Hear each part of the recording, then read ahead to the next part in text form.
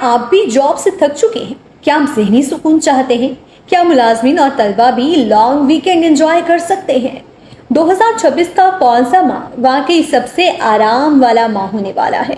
आखिर इस माह में कितनी सरकारी, हफ्तावार और मुसलसल छुट्टियां मिलने वाली हैं? और अगर आप अभी से प्लानिंग कर लें तो क्या कम खर्च में लॉन्ग फैमिली ट्रिप और रिश्तेदारों से मुलाकात मुमकिन है? आज की वीडियो में मुकम्मल कैलेंडर, मुमकिना तातीलात और वो अहम तरीके बताएंगे जो आपको अभी से नोट कर लेनी चाहिए ताकि अपनी फैमिली के साथ आप एक लॉन्ग ट्रिप अभी से प्लान कर लें। तो वीडियो को आखिर तक जरूर देखिएगा।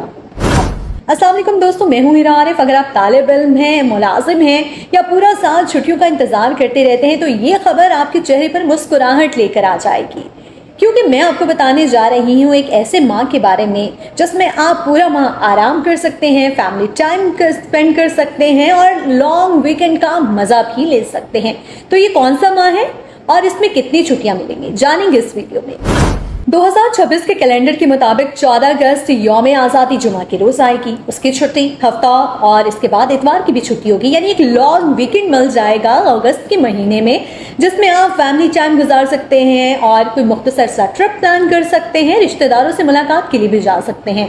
सिर्फ यही नहीं, अगस्त में 5 इतवार और 5 हफ्ते आने वाले हैं, यानी वो इदारे जहां पर हफ्ता और इतवार छुट्टी होती है, ऐसे इदारों में मुमकिना तौर पर 12 तातीलात मिलेंगी।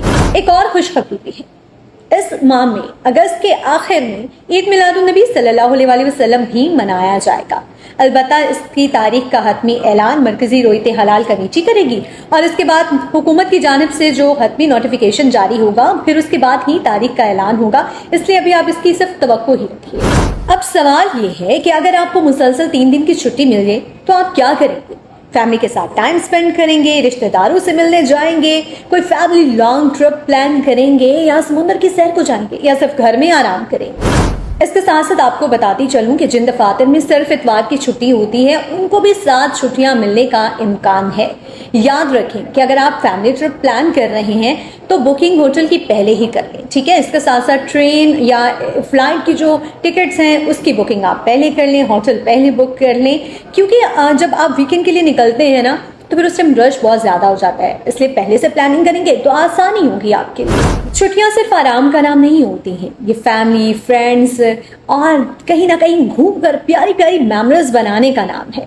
तो इस अगस्त को ज़ाया नहीं करें, फैमिली के साथ जो है प्लान बनाएं, फ्रेंड्स के साथ प्लान बनाएं, कहीं घूमने जाएं और अपनी यादगार तस्वीर को महफूज रखें बनाकर, ताकि इन फ्यूचर जब आप उनको देखें तो आपको प्यारी प्यारी मीठी मीठी यादें नजर आएं।